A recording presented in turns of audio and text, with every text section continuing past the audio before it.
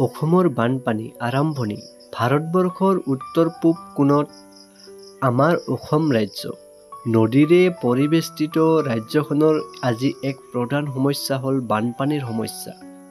প্ৰতি বছৰে এই প্ৰাকৃতিক দুৰ্যোগৰ কবলত পৰি অসমৰ যি দুৰ্গতি হৈছে তাক বৰ্ণনা কৰি শেষ কৰিব নোৱাৰি।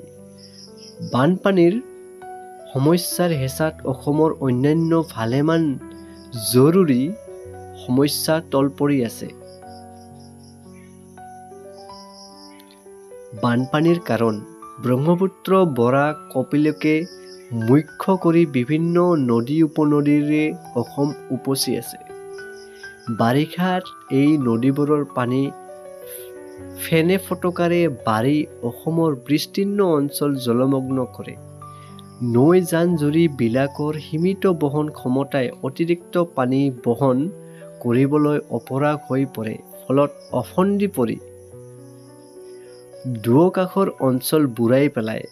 ব্ৰহ্মপুত্ৰৰ উপনৈ বোৰে যোগান ধৰা পানীবোৰ বহন কৰিব নোৱাৰি দুয়োপাৰেদি বগৰাই দিয়ে। তাৰ ফলতে ভৈয়ামত প্ৰবল বানপানী হয়।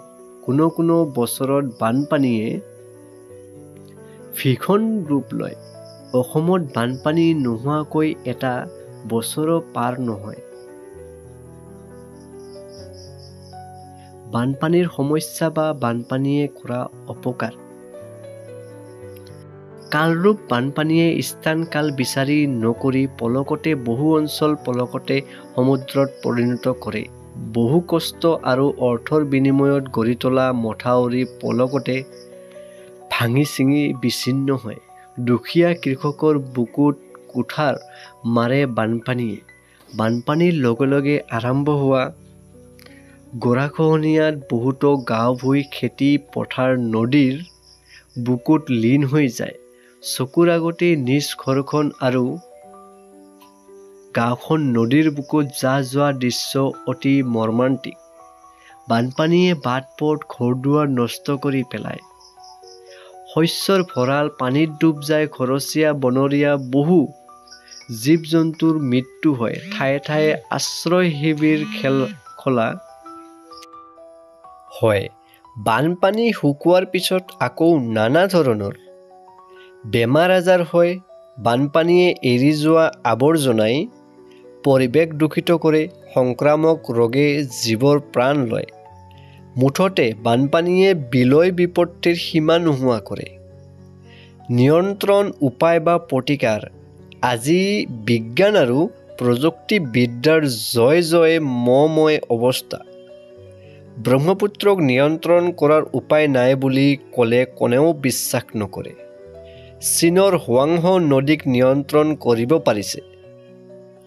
যেতিয়া অসমৰ ব্ৰহ্মপুত্ৰ আৰু বৰাককো নিয়ন্ত্ৰণ কৰিব পৰা যাব। এই কামবোৰৰ পৰিকল্পনা দক্ষ আৰু অভিজ্ঞ বিশেষজ্ঞৰ দ্বাৰা কৰিব লাগিব। তাক ৰূপায়ণৰ বাবে প্ৰচুৰ অৰ্থও লাগিব। কেন্দ্ৰীয় চৰকাৰৰ সাহায্য এই ক্ষেত্ৰত অপৰিহাৰ্য।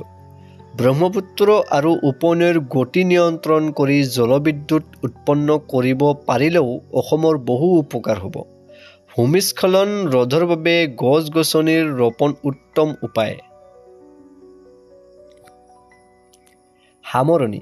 গভীৰ চিন্তা-চৰ্চা, বৈজ্ঞানিক উপায়, অভিজ্ঞ প্ৰযুক্তিবিদ্যা আদিৰ সহায়ত কৰ্মদক্ষ কমিটিয়ে কাম কৰিলে অসমৰ বান নিয়ন্ত্ৰিত হোৱাটো নিশ্চিত। বানপানীৰ দুৰ্যোগৰ পৰা হাত সাৰিব পাৰিলে অসমৰ অৰ্থনীতিলৈ বহু পৰিৱৰ্তন আহিব। অসমত দৰিদ্ৰতাও নিৰ্মূল হ'ব বুলি আশা কৰিব পাৰি। ধন্যবাদ।